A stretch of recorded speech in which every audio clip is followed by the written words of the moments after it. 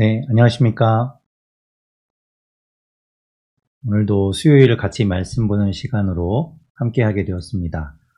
제가 유튜버처럼 얘기하지만, 좋아요와 구독 한 번씩 눌러주시면 힘이 날 것 같고요. 그렇다고 해서 제가 큰 이득을 얻는 건 아니지만, 아무래도 많은 분들이 함께 보시는구나, 라고 생각될 것 같아요.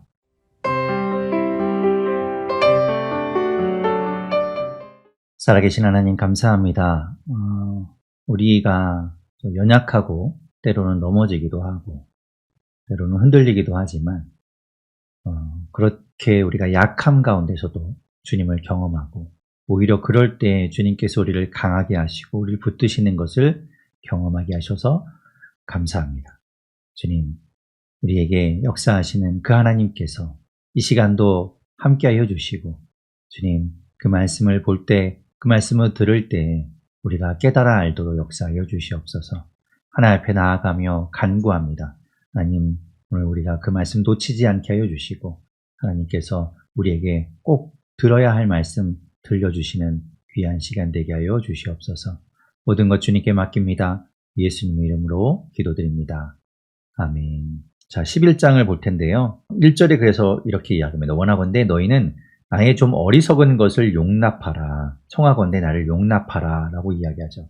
여기서 어리석은 것이라는 게 바보같이 된다. 이런 뜻이지만 여기서 바울이 왜 어리석은 것을 용서하라. 라고 이야기하냐면 바울은 자신이 예수 그리스도 그 복음을 자랑하는 것 외에는 다른 것들은 다 그냥 별거 단위로 여겼어요. 그죠?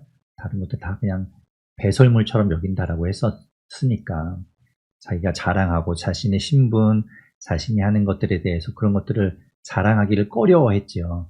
오직 주님을 자랑하고 주님 때문에 구원받은 사신들을 자랑하는 것, 그것이 자기에게는 유일한 자랑이었다고 이야기했었는데 지금부터 이제 무엇을 이야기할 거냐면 자기가 그 거짓 교사들이 하도 자기들이 잘났다고 이야기하고 진짜 사도라고 이야기하고 그리고 바울을 깎아내리는 것을 이제 변론하기 위해서 거기에 이제 반증으로 이제 보여주기 위해서 자기의 신분이나 자기의 사역에 대해서 이제 자기가 얼마나 고생했는지 이런 것들을 이야기해야 되기 때문에 어쩌면 참 어리석은 일이지만 그런 것들을 자랑한다는 것 자체가 좀 부끄러운 일이지만 이 시간만큼은 좀 용납해달라. 이것만큼은 좀 참아달라. 이렇게 이제 이야기하는 것이죠. 네, 그러면서 이제 자기가, 이야기하는 거예요. 2절에 말합니다. 내가 하나님의 열심을 가지고 하나님의 열심으로 너희를 위하여 열심을 내노니 내가 너희를 정결한 처녀로 한 남편인 그리스도께 드리려고 중매함이로다. 그러니까 지금 이 바울은, 고린도 교회뿐만 아니라 많은 이방인들에게 복음을 전하면서 그들이 예수 그리스도와 어떤 하나가 되게 하기 위해서 복음을 전하고 예수 그리스도를 증거하잖아요. 그런 마치 결혼할 남편과 그 아내를 맺어주는 중매 역할을 하는 것처럼 자기가 그렇게 한다는 거예요. 그런데 3절에 뭐라고 얘기합니까? 뱀이 그 관계로 하와를 미혹한 것 같이. 그러니까 하나님과 아담이 얼마나 참 아름다운 관계였었나요? 그런데 또 물론 하와도 이제 또 아담과 또 아름다운 그 부부의 관계를 갖고 있었지만 그 안에 이제 누가 들어옵니까? 뱀이 들어와서 그 관계를 이간질하죠. 그것처럼 지금 이 거짓 교사들이 들어와서 그렇게 바울이 하나님과 이 성도들을 이어서 하나 되게 하려고 하는데 이제 마치 뱀처럼 거짓 교사들이 들어와서 그들을 미혹시키고 이간질하려고 한다는 걸 말하고 있는 것이죠. 그래서 그것 때문에 너희 마음이 그리스도를 향하는 진실함과 깨끗함에서 떠나 부패할까 두려워하노라 이렇게 이야기합니다. 그러면서 거짓 교사들이 어떤 사람들인가? 거짓 교사들이 도대체 뭐 하는 사람들인가? 이제 그들의 특징을 드러냅니다. 4절에 이렇게 말하죠.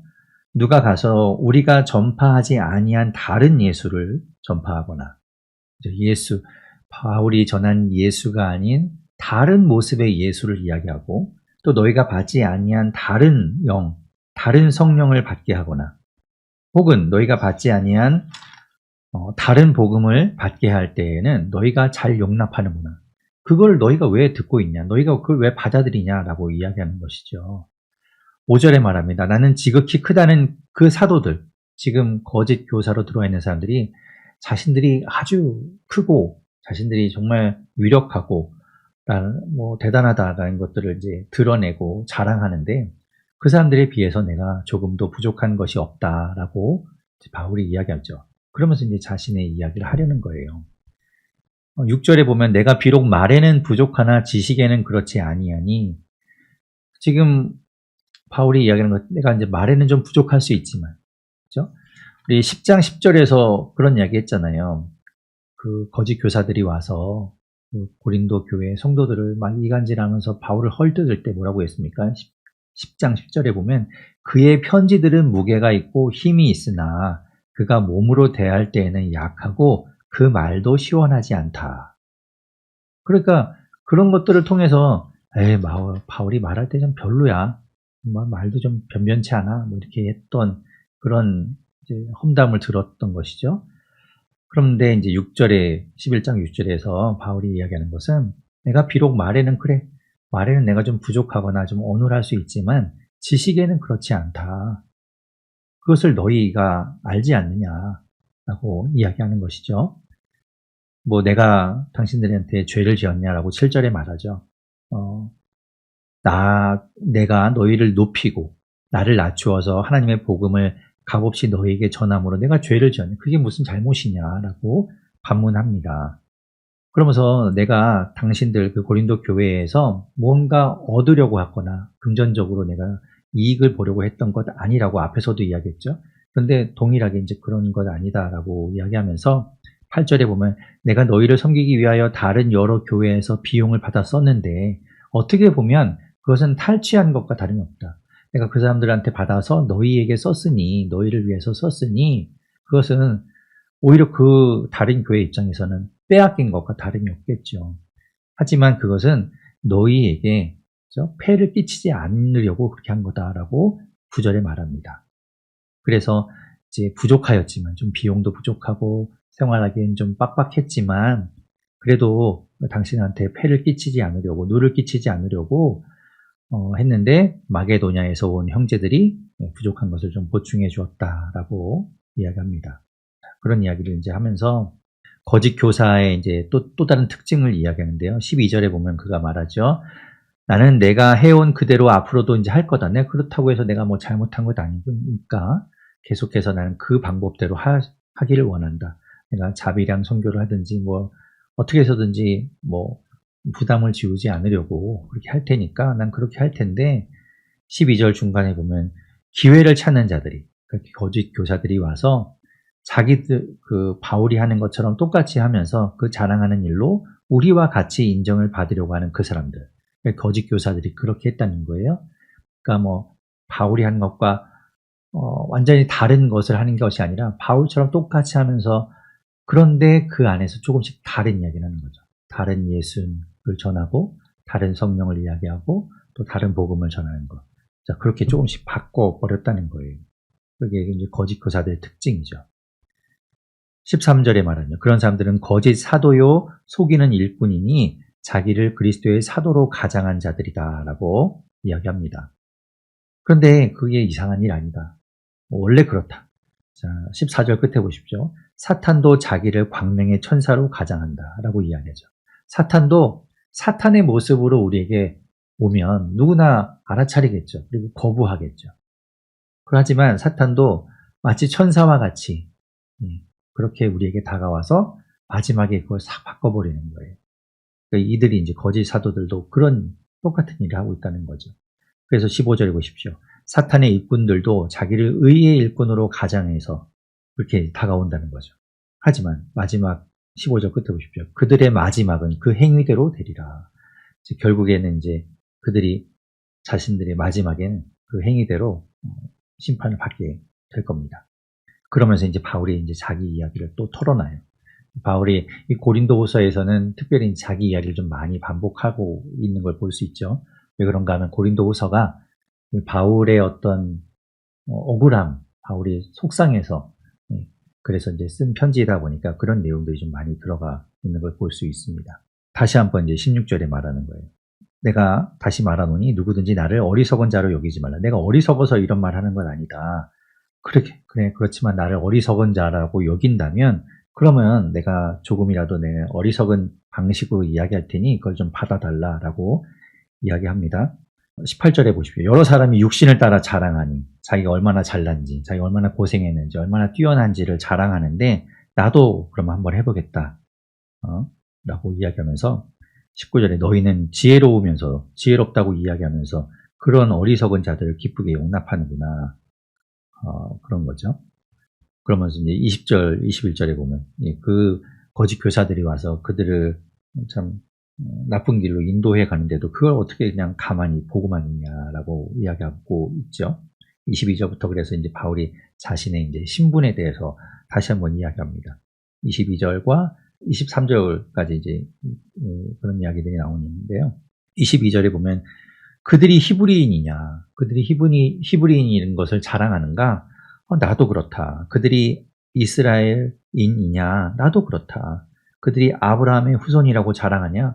나도 그렇다. 그리고 23절에 그들이 그리스도의 일꾼이라고 말하냐? 나는 그 사람들에 비하면 내가 정말 흥분해서 이야기하지만 나는 더욱 그렇다. 하면서 내가 그 그리스도의 일꾼으로 어떻게 고생하고 얼마나 수고하고 있는지 그런 것들을 23절부터 계속해서 이제 이야기하죠. 23절 중간에 보면 내가 수고를 넘치도록 하고 옥에 갇히기도 더 많이 하고 매도 수없이 맞고 여러 번 죽을 뻔하였으니 우리가 이제 사도행전을 통해서 많이 보았지만 바울이 여러 고생들을 참 많이 하죠. 감옥에 갇히고 매도 많이 맞고 온갖 죽을 고비를 많이 넘겨가면서 복음을 전하는 것을 볼 수 있었어요. 그런 이야기들 하고 있는 거예요. 24절부터 보면 유대인들에게 40에서 하나 감한 매를 5번 맞았다라고 이야기하죠. 유대인들에게 40에서 하나 감한 매라는 게 뭐냐면 39대, 그죠? 40에서 하나 빠진 39대의 매를 맞는 거예요. 유대인들은 매를 때릴 때요, 40대를 넘어가면 안 됩니다. 그래서 이제 신명기 25장 2절 3절에 보면 악인에게 태형을 할 때, 때려서 이제 매를 때려서 이제 벌을 주게 될 때, 그 죄에 따라서 맞추어 때리게 되는데요. 가장 무거운 죄, 가장 많이 때릴 때도 40까지는 때리지만 그 이상은 넘어가지 말라고 말씀하고 있어요. 그러니까 40 실수로라도 그 율법을 어기지 않기 위해서 39대를 때리는 겁니다. 혹시라도 세다가 잘못해서 40인 줄 알고 때렸는데 한 대를 더 때렸으면 율법을 어기는 게 되잖아요. 그러니까 그런 것들을 조심하기 위해서 아예 하나를 빼고 39대만 때리는 거죠. 그런 매를 5번이나 맞았다는 거예요. 그리고 이제 그 뒤에 이제 25절에 보면 3번 태장을 맞았다고 되어 있는데 그거는 앞에서 이제 지금 40에 하나 감한 매는 이제 유대인들의 유대 율법에 따라서 매를 맞는 것이고 3번 태장을 맞았다는 건 이제 이방인들에게 맞았다는 거예요. 사도행전 16장에 보면 이제 바울이 매를 맞는 이야기가 나오죠. 이게 이제 어디냐면 16장에 그 빌립보에 갔을 때예요. 그때 이제 매를 맞게 되는데 그때 옷을 벗기고 매를 맞는 그게 이제 지금 이야기는 태장에 해당되는 거죠. 매를 맞는 그 일을 당했었다. 3번 맞았다고 했는데 지금 여기 이제 사도행전 16장 22절에 한 번 나오지만 나머지 2번은 또 사도행전은 기록되지 않았지만 어딘가에서 또 그런 일을 당했던 것이겠죠. 그리고 한 번 돌을 맞았다고 했는데 사도행전 14장 19절에 보면 이제 루스드라에 갔을 때 바울이 이제 유대인들에게 무리를 충동해서 돌을 던지게 하고 그 돌에 맞아서 바울이 이제 죽게 됩니다. 그래서 죽은 줄 알고 성 바깥에다 갖다 버리게 되죠. 그런데 그곳에서 다시 살아나게 되는데 아무튼 그런 한 번 돌을 맞은 이야기 나오고 25절에 보면 또 3번 파선해서 그래서 일주야를 깊은 바다에서 지냈다고 이야기하죠. 바울이 이제 여러 전도여행을 다닐 때 육로로도 다녔지만 배로 다녔죠. 그래서 이제 유럽 대륙, 마케도니아나 아가야 쪽으로 가고 또 거기에서 다시 예루살렘 쪽으로 올 때 계속해서 그 바다를 건너섰어요. 그러니까 배를 타고 다닐 때 여러 가지 이제 어려움들이 있었나 봅니다. 그런 일들이 있었다는 걸 이야기해요. 사도행전에는 그런 것들을 다 자세하게 기록하고 있지는 않지만 바울이 그런 것들을 경험했다라고 이야기합니다. 그래서 26절부터 여러 번 여행하면서 강에서도 위협을 받고 또 강도의 위험과 동족의 위험, 유대인들이 얼마나 많이 죽이려고 했습니까? 지금 나오듯이. 그리고 또 이방인들도 바울을 위협하기도 하고 또 도시에 들어가서 시내에서도 위험을 당하고 광야에서도 위험을 당하고 바다에서도 위험당하고 또 형제를 가장한 거짓 형제들 중에서도 위험을 당하고 그리고 수고하고 애쓰고 잠 못 자고 줄이고 고생한 그 모든 것들은 이루 말할 수가 없었다고 이제 바울이 이야기하고 있는 것이죠.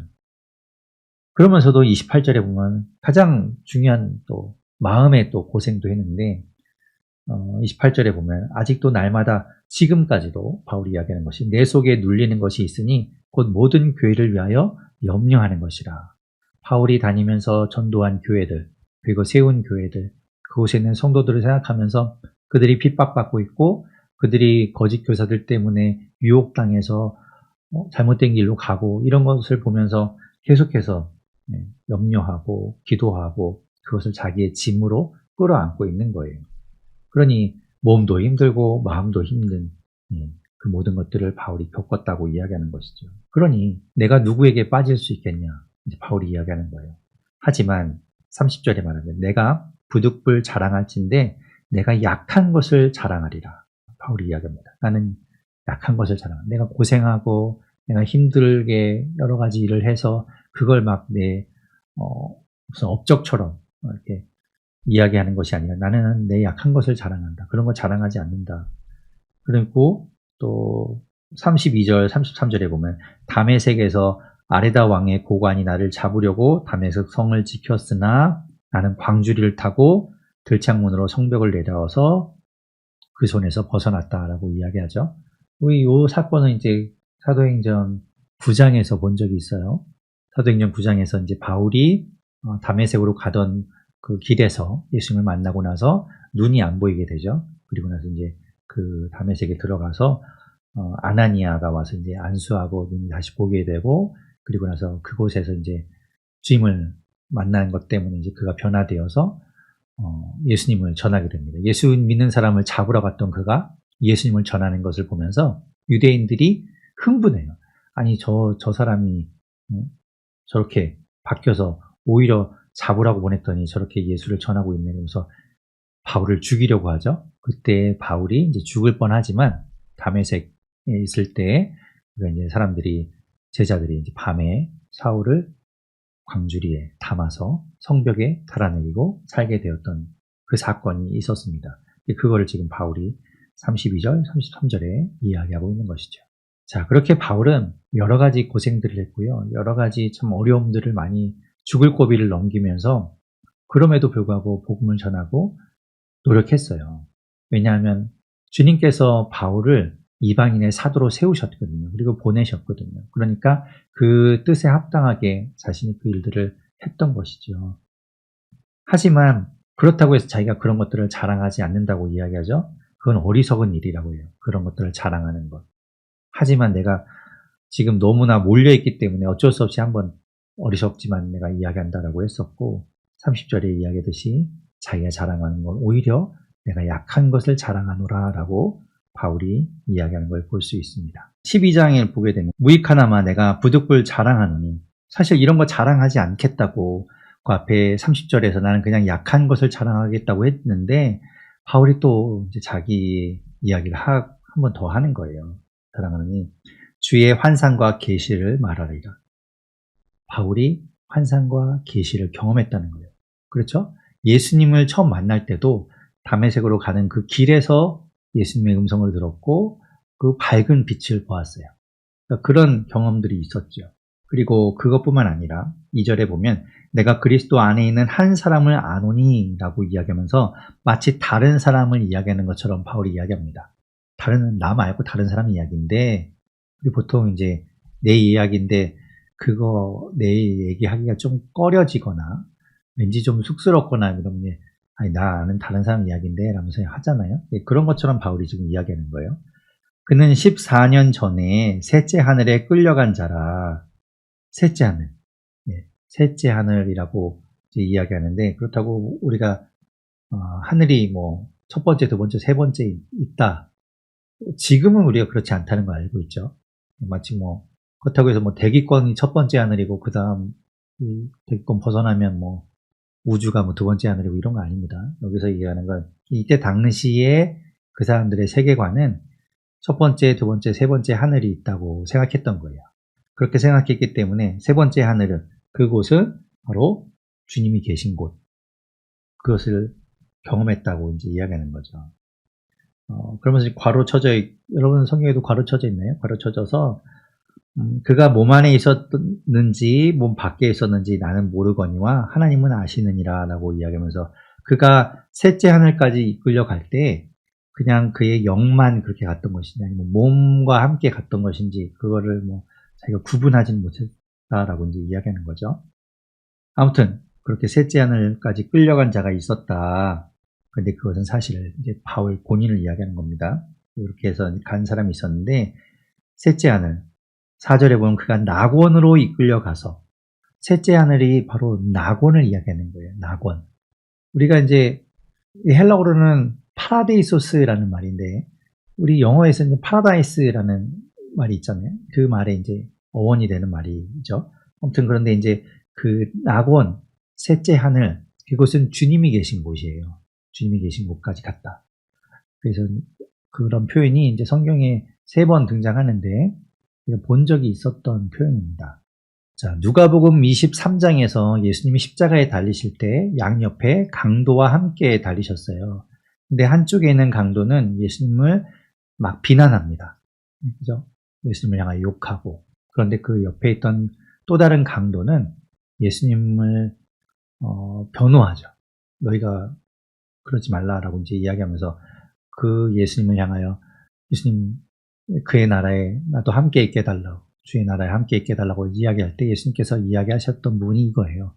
누가복음 23장 43절에 보면 예수께서 이르시되 내가 진실로 내게 이르노니 오늘 내가 나와 함께 낙원에 있으리라 라고 말씀하셨어요. 여기서 말하는 낙원이 그 파라데이소스인데 이것이 주님과 함께 있는 그곳을 말하는 것이죠. 오늘 이제 바울이 얘기했던 셋째 하늘, 같은 곳입니다. 다 그곳을 이야기해요. 이 유대인들의 어떤 세계관, 유대인들의 어떤 내세관에서는 이 셋째 하늘, 낙원을 그렇게 생각하고 있었던 겁니다. 그리고 요한계시록 2장 7절에도 낙원 이야기가 나오는데, 귀 있는 자는 성령이 교회들에게 하시는 말씀을 들을지어다여 이기는 자에게는 내가 하나님의 낙원에 있는 생명나무의 열매를 주어 먹게 하리라 라고 말씀합니다.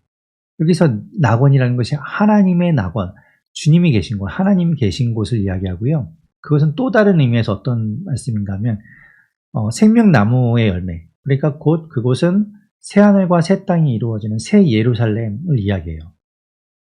그러니까 에덴의 회복, 그 에덴 동산이 우리가 낙원이잖아요. 그런데 그곳이 다시 회복될, 이미 이제 없어졌으니까 그 다시 회복될 그 곳, 그것을 이제 낙원으로 생각할 수도 있는 것이죠. 그러니까 이 낙원이라는 말이 결국에는 하나님의 이 땅에 이루어질 하나님의 나라, 주님이 계신 곳, 그곳을 이야기하는 것으로 우리가 생각할 수 있습니다. 그곳에 바울이 이끌려 갔었다는 거예요. 그러면서 4절에 보면 거기에 가서 말로 표현할 수 없는 말을 들었으니 사람이 가히 이르지 못할 말이로다. 그곳에서 그 환상을 보고 그곳에서 들은 이야기들을 들었지만 그것을 어떻게 표현할 수조차 없다. 그래서 요한계시록은 이제 사도 요한이 본 하나님의 계시잖아요. 그 환상을 본 건데, 그런 그 천국의 모습, 그 하나님의 나라를 표현할 때 여러 가지 다양한 표현들이 있는데, 이제 이 요한이 그곳을 표현하면서 자신이 본, 어떻게 이제 달리 표현할 방법이 없으니까 뭐 어떤 보석으로 대부분 비유해서 이야기하잖아요. 수정이 깔려있고, 뭐 진주로 만든 문이 있고, 뭐 이렇게. 그러니까 자기가 표현할 수 있는 최대한 가장 아름답고 가장 좋은 것으로 이제 표현을 그렇게 하는 거예요. 그러니까 바울도 그 낙원에 이끌려 갔었는데 거기서 보고 들은 것들을 어떻게 말로 표현할 수가 없어서 그냥 그는 표현할 수 없었다라고 이야기하는 것이죠. 그러면서 5절에 보면 내가 그것을 자랑할 수 있겠으나 내가 이런 사람을 위하여 자랑하겠으나 나를 위하여는 약한 것들 외에 자랑하지 아니하리라 라고 이야기하면서 내가 그런 것들을 자랑하지 않겠다 라고 이야기합니다. 그런 거 자랑할 수도 있겠죠. 자신이 보고 온 것, 자신이 경험한 것, 그리고 영적인 것들을 자랑할 수 있겠지만 결국에 그렇게 되면 뭐예요? 6절 끝에 보면 누가 나를 보는 바와 내게 듣는 바에 지나치게 생각할까 두려워하여 그만두노라. 그러니까 내가 이야기하는 것에 그 본질적인 것을 또 주목하기보다는 그 다른 것들에 또 주목하게 될까봐 이야기하지 않는다라고 이야기합니다. 그래서 자기가 그런 많은 경험들을 했잖아요. 주님을 만나고 또 주님을 보고 그러면서 또 여러 가지 사역을 통해서 많은 경험들을 하고 고생을 하고 영적인 체험들을 하고 셋째 하늘 낙원에까지 갔다 온 그 모든 것들을 통해서 자신이 너무 자만하지 않게 하려고 7절에 보면 너무 자만하지 않게 하시려고 내 육체에 가시 곧 사탄의 사자를 주셨다라고 이야기합니다. 그것 때문에 내가 자만하지 않는다라고 이야기하고 있는 것이죠. 바울이 육체적인 어떤 질병을 가지고 있었다는 걸 말해요.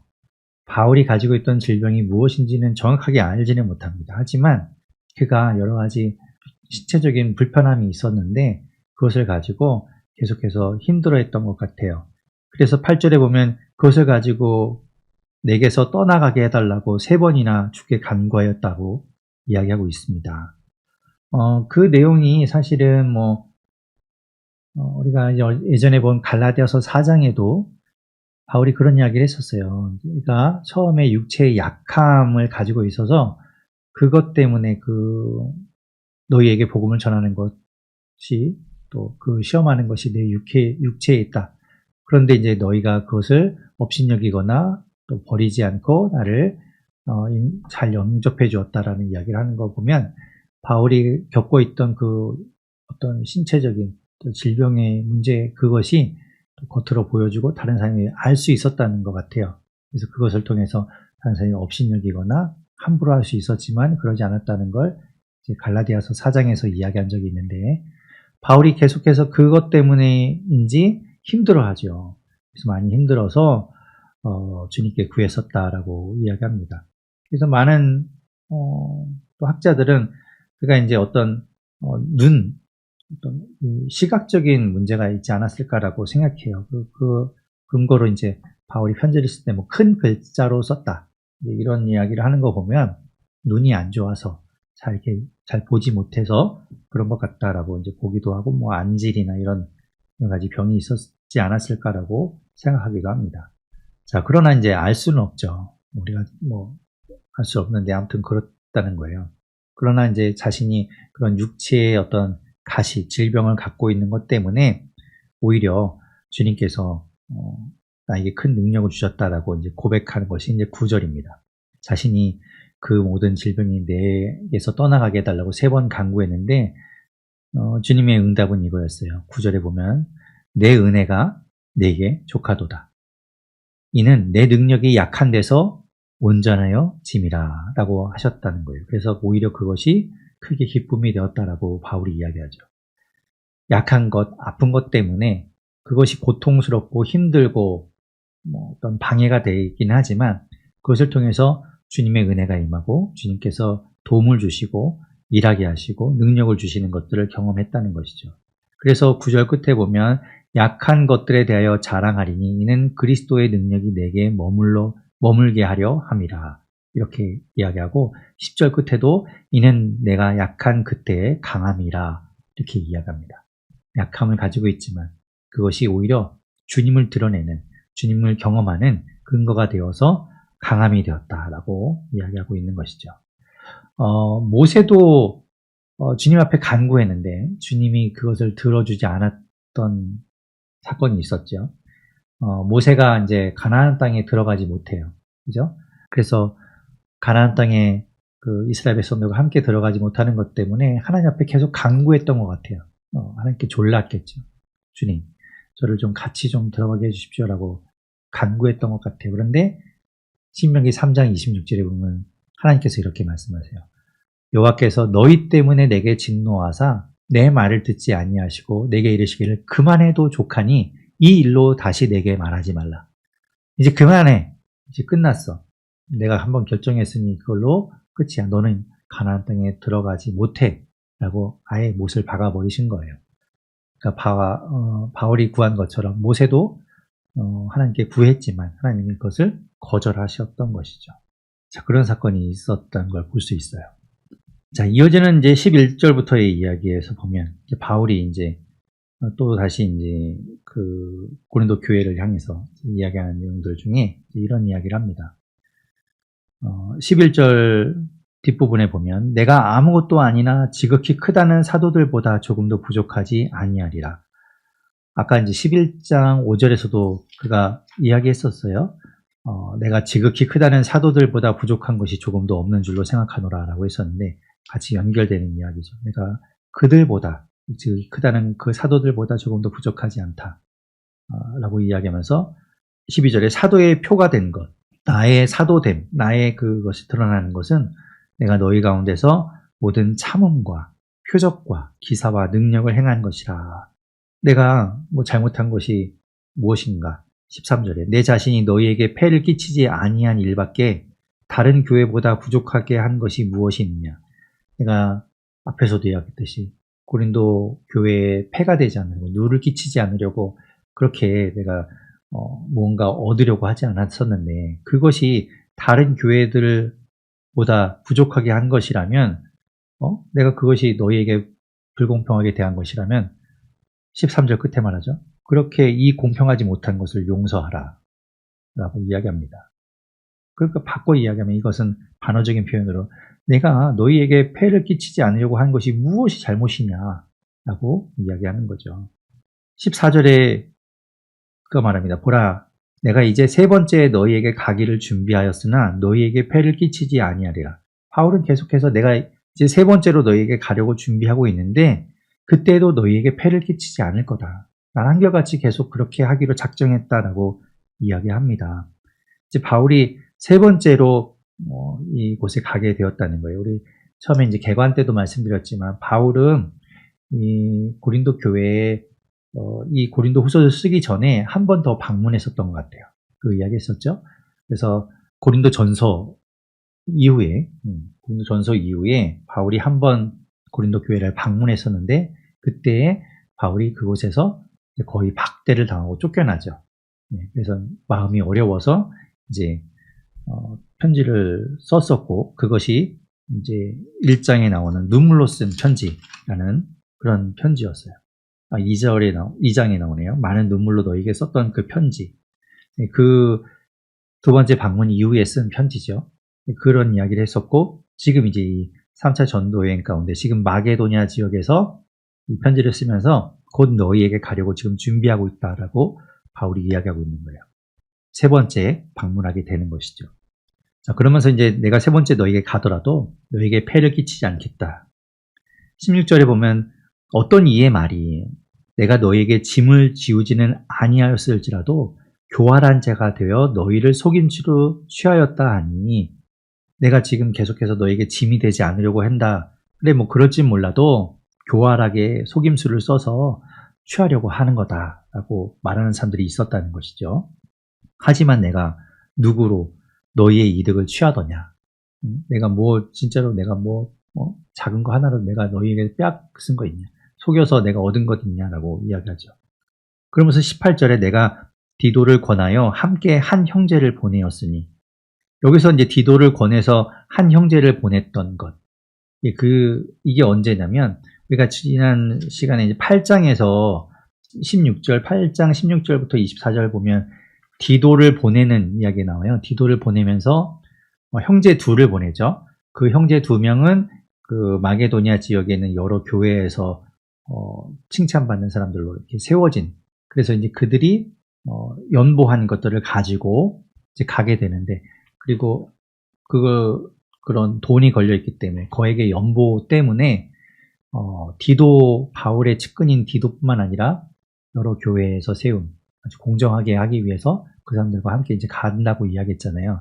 그래서 그 8장에서 보내는 디도의 이야기가 아니라 여기서 이야기하는 12장 18절에서 이야기하는 디도를 보냈던 한 형제와 함께 보냈던 이야기는 우리가 2장에서 보았던 2장 13절과 2장 13절에 보면 디도를 사실 만나기로 했었죠. 고린도 교회에 디도를 보냈다가 그 디도가 아마도 갈 때 고린도 중서를 가지고 갔을 것 같고, 그래서 디도가 갔다가 고린도 교회에서 이제 편지를 전해주고 바울의 이야기를 들려준 다음에 그 여러 가지 문제들을 좀 해결하고, 그리고 나서 바울을 만나기로 했어요. 그래서 이제 2장 13절에서 디도를 만나기로 했는데 드로아에서 만나지 못하고 바울이 바다를 건너서 마게도냐까지 가죠. 그리고 마게도냐에서 디도를 실제로 만나게 됩니다. 그것이 7장이죠. 7장 5절, 6절에 보면 마게도냐에 이르렀을 때 드디어 고린도에서 온 디도를 만나게 돼요.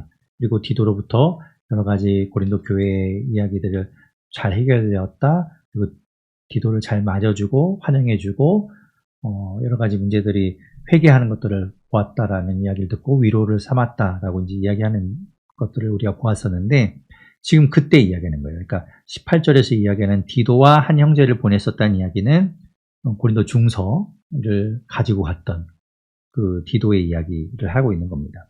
그래서 그때 갔던 디도가 너희의 이득을 취하더냐, 디도가 가서 너희에게 뭘 달라고 요구하거나 디도가 너희에게 뭔가 빼앗은 일이 있더냐, 아니지 않느냐.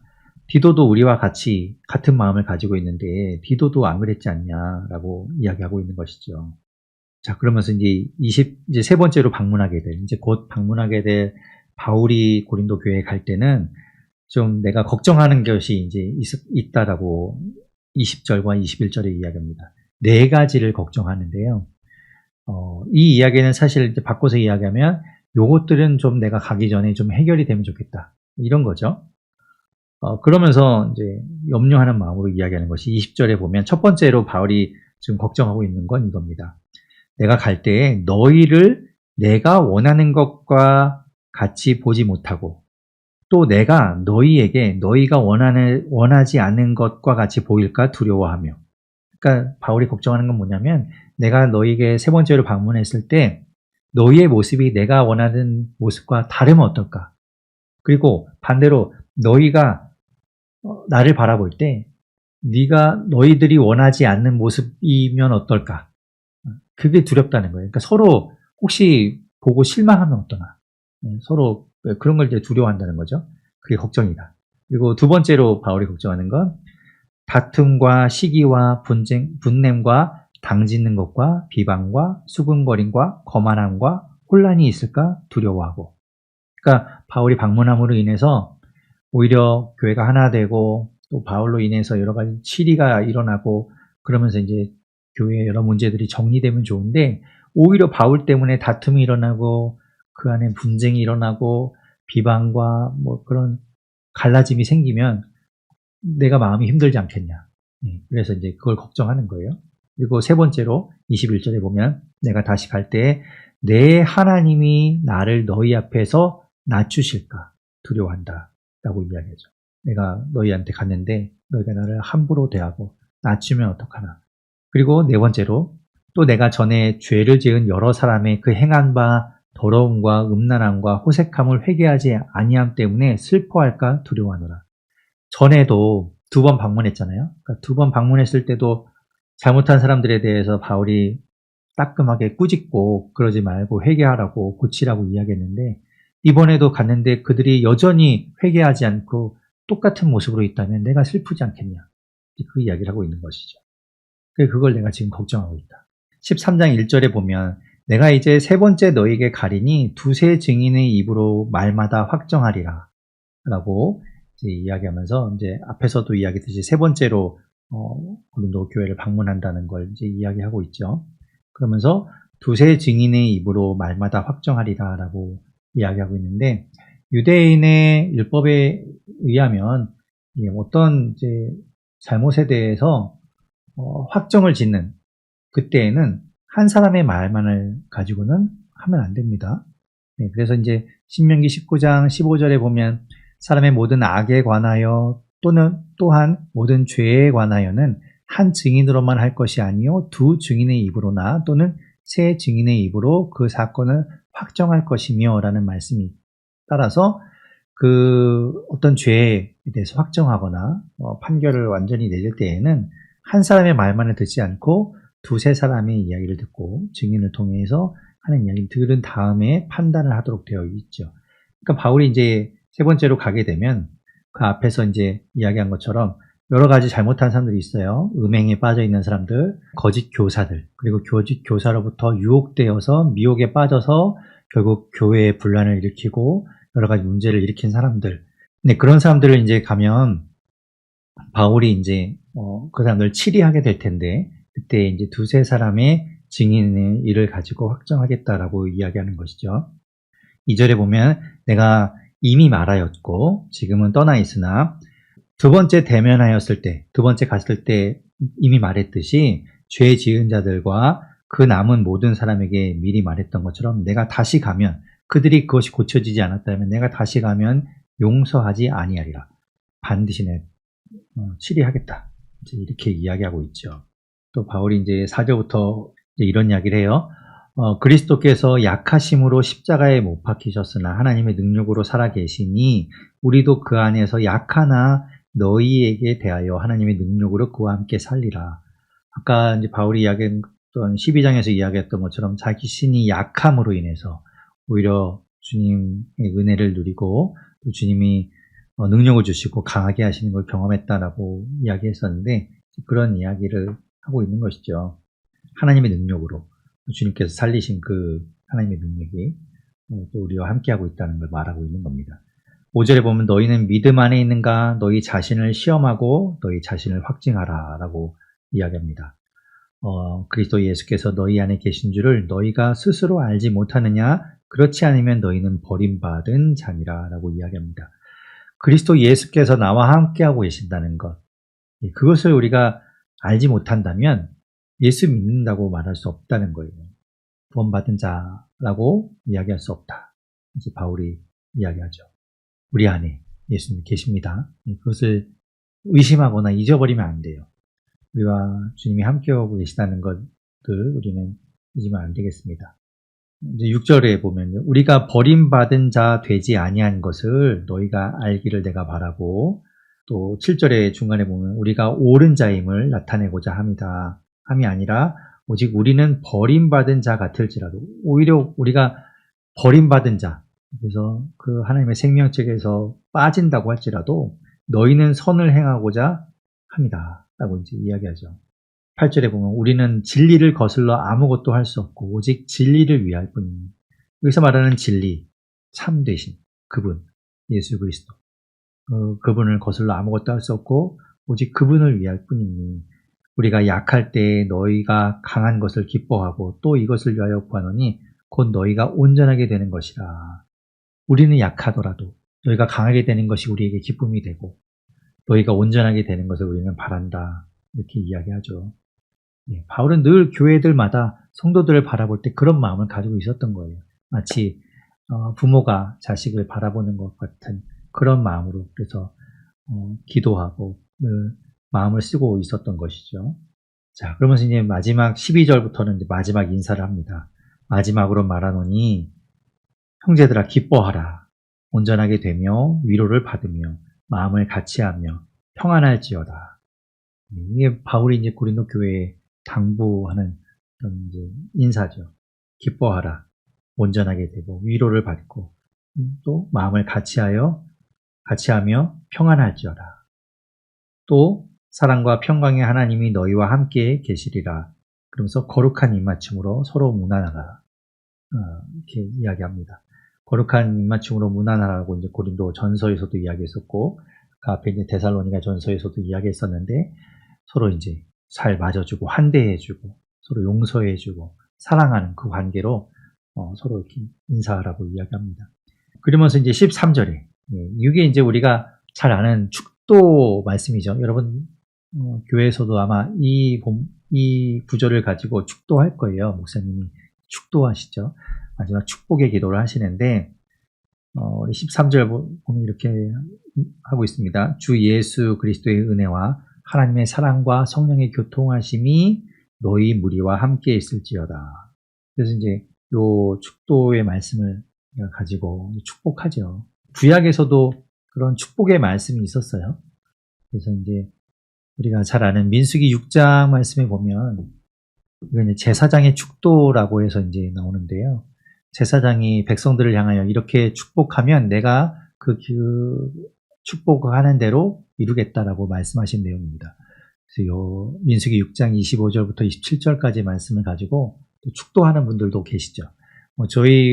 우리 함께 교회 같은 경우에는 이제 구약의 본문을 가지고 설교할 때는 요 민수기 6장의 축도를 가지고 축복하고요. 그리고 신약의 말씀을 가지고 설교할 때는 또 오늘 고린도후서 13장 13절의 말씀을 가지고 축복의 기도를 합니다. 근데 물론 이제 저희는 세번역 성경으로 보고 있기 때문에 세번역 성경으로 이제 축복 기도를 하는데 여러분도 그래서 이제 보통 집에서 부모님들이 자녀들에게 축복의 기도할 때 요 민수기 6장의 축도의 내용을 가지고 많이 하죠. 그래서 여러분도 축복의 기도를 많이 하실 텐데 그 내용들이 지금 여기에 근거하고 있다는 거 알고 계시면 되겠습니다. 이 땅에 완전한 교회는 없다고 하잖아요. 완벽한 교회는 없습니다. 그것은 주님께서 이 땅에 다시 오셔서 세우실 그 교회만이 완벽할 수 있죠. 지금 우리는 아직 불완전한 교회에 있습니다. 그래서 때로는 교회 안에 여러 가지 상처도 있고 어려움도 있고 또 다툼도 있지만 그럼에도 불구하고 우리가 교회를 그렇다고 포기할 것이 아니라 바울과 같은 마음으로 계속해서 교회를 위해서 기도하고 교회를 위해서 수고하고 애쓰고 사랑하고 더 다가가야 되지 않을까라고 마음을 갖게 됩니다. 바울이 그랬던 것처럼 말이죠. 그러면서 바울이 이야기하잖아요. 오히려 약한 것이 나에게는 자랑이다라고 이야기합니다. 우리는 교회 안에서 스스로 막 높은 걸 자랑하고요. 잘난 것 자랑하고요.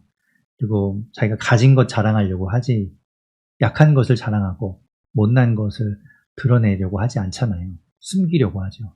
그런데 바울이 이야기하는 것처럼 약한 것, 내 약한 가운데 일하시는 그 주님을 자랑하는 우리가 되기를 바라고 그럴 때 주님께서 우리 인생을 통해서 우리의 삶을 통해서 일하시고 역사하실 것이라고 믿습니다.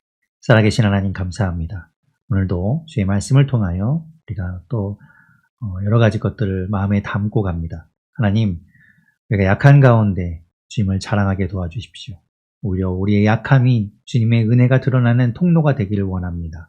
그리고 우리에게 주신 그 교회 공동체 그곳 가운데 서로를 드러내고 서로 자랑하고 서로 시기하고 이런 공동체가 아니라 서로를 보듬어 안고 품고 기도하고 수고하고 애쓰고 사랑하는 공동체 되게 하여 주시옵소서. 하나님 우리 삶을 통해서 주님의 능력이 드러나게 하여 주십시오.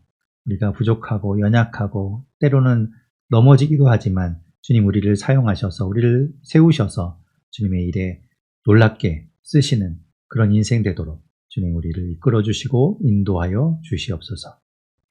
지금은 우리 주 예수 그리스도의 은혜와 하나님의 사랑과 성령의 교통하심이 주님 앞에 나아가서 주님께 모든 것들을 내어드리며 주님이 우리의 삶 가운데 우리의 약함 가운데 일하시기를 소망하고 그렇게 바라고 기도하는 모든 주의 백성 가운데 이제부터 영원토록 함께 하시기를 간절히 축원합니다. 아멘.